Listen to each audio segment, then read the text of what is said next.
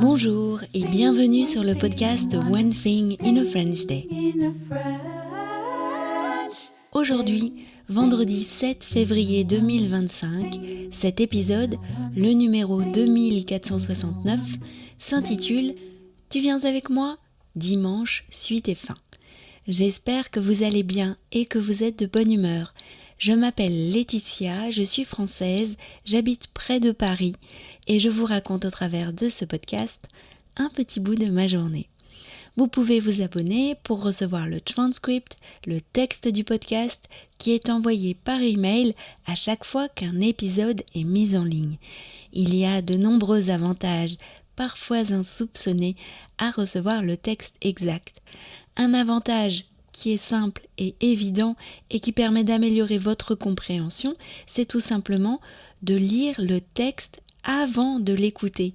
Et cela vous permettra de mieux comprendre lorsque vous l'écouterez, bien évidemment, mais aussi de mieux mémoriser le vocabulaire et les structures de phrases. L'abonnement commence à 3 € par mois pour 12 textes. Je profite aussi de cet épisode pour vous annoncer la publication de tous les textes de 2024 accompagnés des fichiers audio sous forme d'e-book. Vous pouvez vous le procurer directement sur le site de podcast sous l'onglet boutique. Tu viens avec moi, dimanche, suite et fin. Je vais chez Leroy Merlin acheter le nouveau robinet pour la douche. Tu viens avec moi ? J'aimerais bien avoir ton avis pour le choisir. Ça te dirait d'y aller en vélo ? J'ai fermé les yeux quelques instants. Si je laissais Pietro aller seul choisir le robinet, et si le robinet ne me plaisait pas, et que nous le gardions au moins 15 ans, allais-je supporter le regret de ne pas être allé avec Pietro choisir le robinet de la douche ? Il faudrait que je mette ce sentiment de côté à chaque fois que j'allais utiliser la douche, que j'accepte, que je fasse une mise en perspective.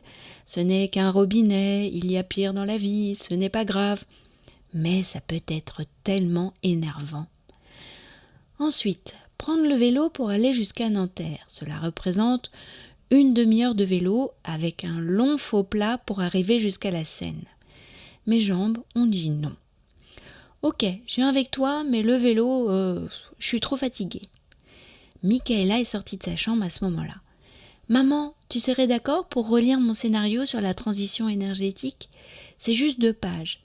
Elle avait un grand sourire en disant « Le gouvernement peut m'embaucher. Avec moi, on atteint tous les objectifs de décarbonation, et même au-delà. » J'ai fait patienter Pietro le temps de lire son scénario.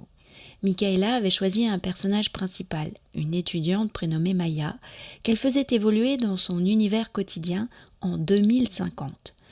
Pour le style d'écriture, elle s'était inspirée des textes de l'exposition Énergie légère que nous étions allés voir l'année dernière au pavillon de l'Arsenal.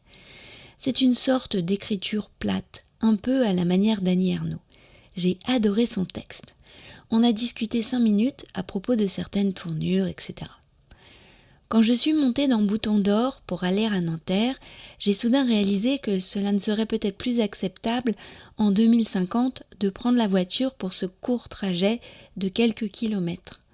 En fait, si, parce que nous n'avons pas acheté seulement le robinet, mais aussi une nouvelle lampe pour éclairer davantage quand nous sommes dans le canapé. Lisa y travaille souvent.